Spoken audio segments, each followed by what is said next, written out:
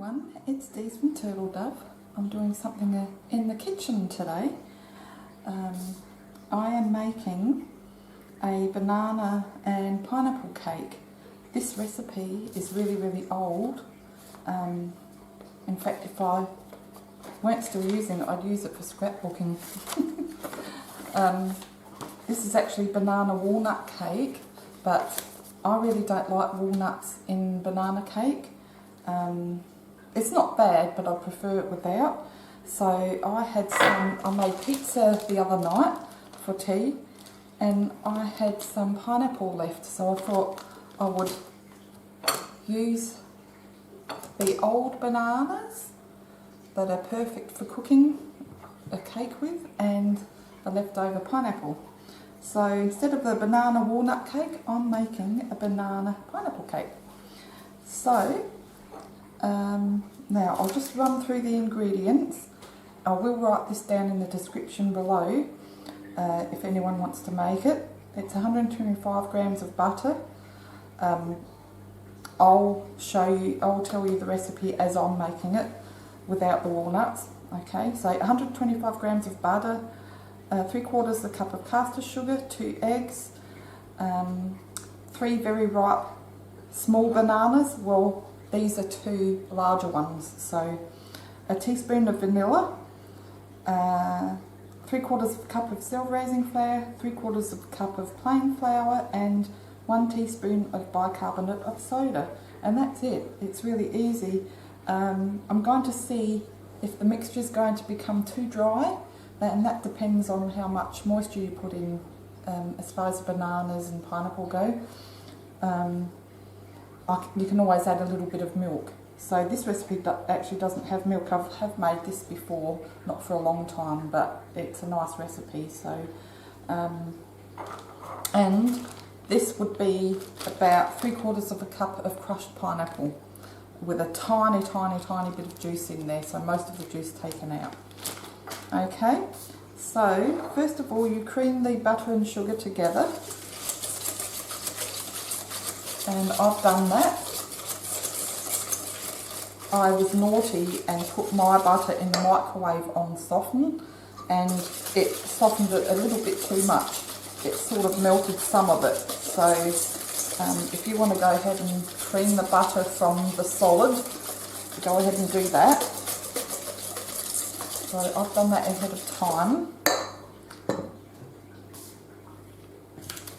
Now I haven't made this for so long, I've just got to check.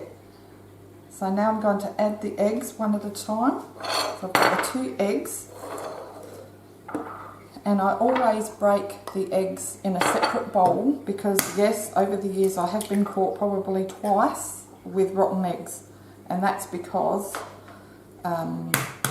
back then my sister-in-law had chickens, and she used to give me eggs, and of course they would be all over the yard and she wouldn't know how old they were. So it's not nice to come across a rotten egg. So always break that into a separate bowl so that if you do come across an off egg, you don't ruin your whole recipe and have to throw it all out. I haven't made a cake for quite a while. I do want to make a baked cheesecake with apricots through it, so I'm not sure if I'll show you that one or not. That one's a bit more involved. There's a bit more involvement in that one, in that recipe, but I'll wait and see. So I'll just give that a bit of a whisk in the small bowl, and then I'll just add this a little bit at a time, probably 1 egg at a time.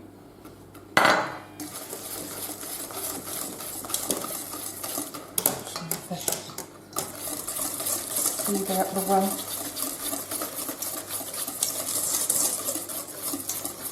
And of course you want to, we keep our eggs in the refrigerator in Australia because it's so hot here. So if you do that, you want to take the eggs out ahead of time so that they become room temperature, otherwise they can curdle, especially if the butter's been warmed up a little bit like what I did. So I just just let everything settle down, get to room temperature. So that's the mixture. Just put that in the sink, ready to wash. Now I'm going to mash the bananas. So these are bigger bananas, and that's why I'm not using 3.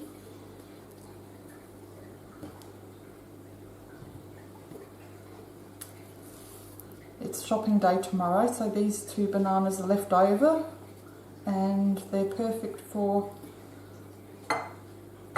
baking a cake with, or you could make a smoothie. So I'll just put that in the bin.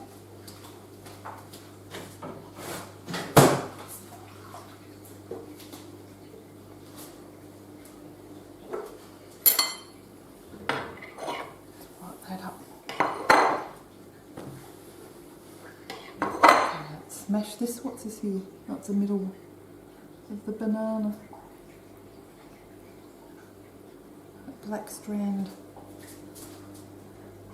Okay, I'll just mash that.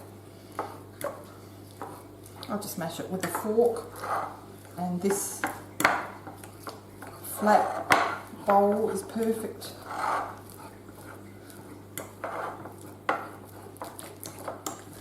Now you can mash it real fine. I like a few chunks of banana in there, so I won't go too silly. And that's enough for me.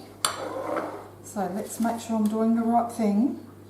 Add eggs one at a time, beating well after each addition. Add bananas and vanilla.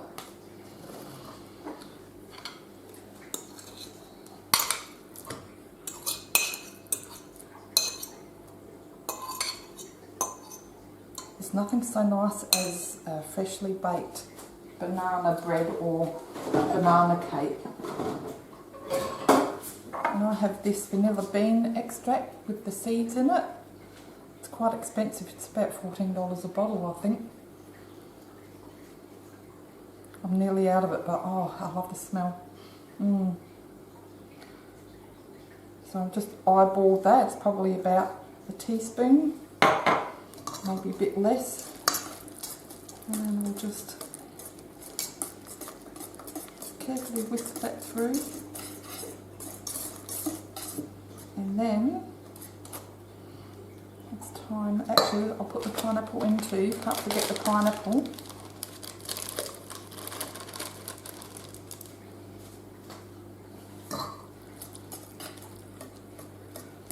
And that's just going to make it really moist. Okay, now I'm going to add the flour. So I've got 3/4 cup of plain flour and 3/4 cup of cell raising flour. And I'm just going to fold that through, put it in the sieve.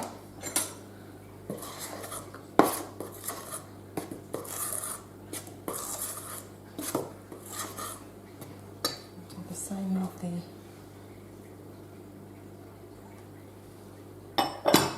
other flour. I could have put them in one bowl actually. I'll just fold that through, and then I'm going to add the bicarbonate of soda, which is 1 teaspoon, and I might put that through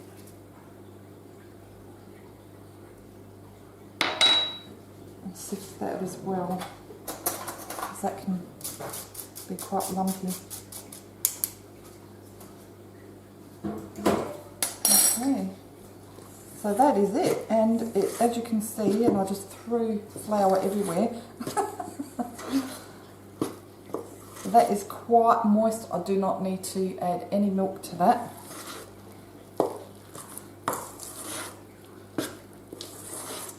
Okay, so I have just sprayed some olive oil around this pan, and then just lightly dusted it with some plain flour. This is a non-stick, so I don't need to use a real lot, but I still like to use some, because I have been caught out turning it out and having some of the top breaking away, which is really, really annoying when that happens. actually, because it's just settled, I'm going to just add a little bit more, just down the bottom. Don't want too much because you don't want it all floury on the outside, and I love this pan. I make the vanilla and chocolate marbled cake in this, and it's really easy to cut each individual slice according to this pattern here. So now I'm just going to spoon it out and place that in.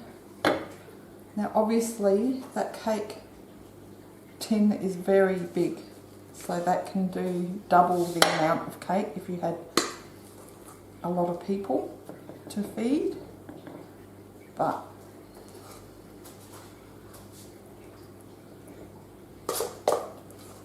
this will rise obviously, but it's not going to come right onto the top of the cake pan. Over here so you can see it.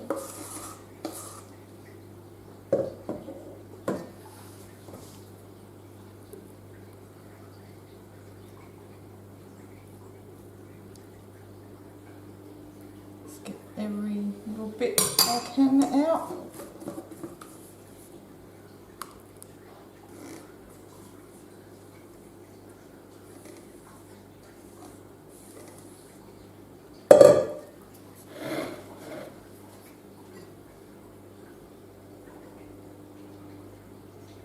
Okay, what mess have I made here? Okay, so I'm just going to sort of flatten that out a little bit, level it out. Don't have to be too fussy, but I do want it reasonably even. And just give it a little bit of a shake and a bang. I won't bang it because I don't want to break your ears. And then it's all ready to go in the oven, and this is the moderate oven, so I think moderate's about 180 degrees Celsius, but I'm putting it on 190 degrees for my oven, and just bake for 40 minutes. But I always like to check after about 25 to 30 minutes. The banana and the pineapple in here can make it burn a lot easier with all the sugars in the fruit, so I'm going to pop that in the oven, and I will see you when this is cooked or baked. It just fits in.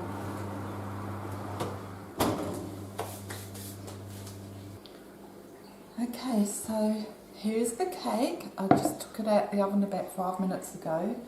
I cooked it for 30 minutes and that was enough. I tested it with a skewer and made sure that it would come out clean, and just make sure that it's not going to sink because it's undercooked or anything like that. So I would probably leave it maybe another 5 minutes to cool down before turning it over, but I am going to do it now.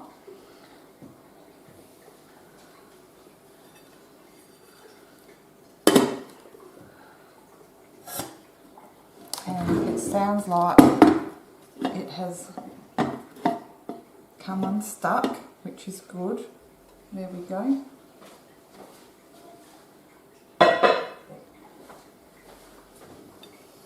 Look at that. Beautiful. Now it does look a little bit dark, but it isn't burnt at all. It's just all the sugars from the fruit that I used. And there's caster sugar in there, of course. But see what I mean about you can just slice even slices, individual slices all the way around because of that pattern of the tin. So now all you need to do is leave it a little bit more to cool till it's room temperature, and then you can either make whatever icing you'd like. you could make the cream cheese icing with a bit of Philadelphia cream cheese and icing sugar, mix that through and put that on when it's completely at room temperature, completely cool. Or you can use the butter with the icing sugar, or you can just have icing sugar with water. I am just going to use the powdered icing sugar and sprinkle that on the top. So I'll do that now. And this was, I think, let's see if I can see where it's from. No, this was a photocopy from a book, obviously, that I got years ago, and I can't even remember. It's just so long ago. I used to make this a lot when the kids were young. And they're all home. So now just get your sieve and just sift some of that beautiful icing sugar. I think you call it in America confectionery sugar, I'm not sure. Confectioner's sugar or something like that. We just call it icing sugar. Well, I do anyway.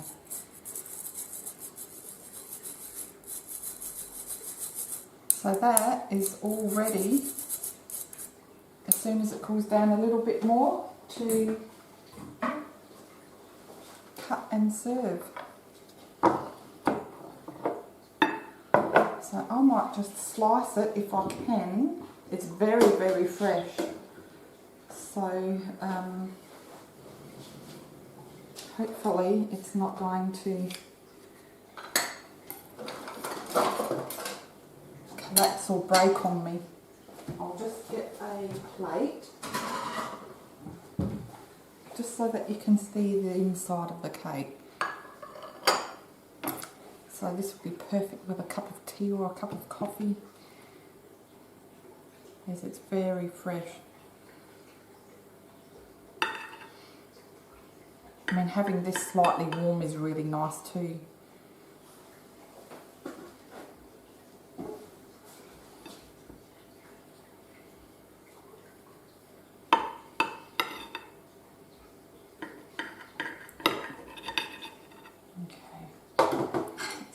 Out and have a look.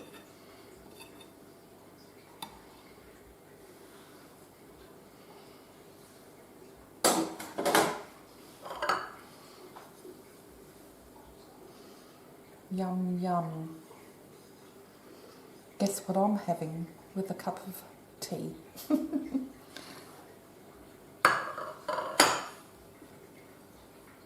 And if you want to put the walnuts in, you just place them in when you put the bananas in. And you could also, if you use the cream cheese topping, you could sprinkle some walnuts on the top if you like that too. I just didn't feel like using walnuts today, so. Okay guys, hope you enjoyed this video and happy baking. And we'll see you next time. Thanks for watching. Bye for now.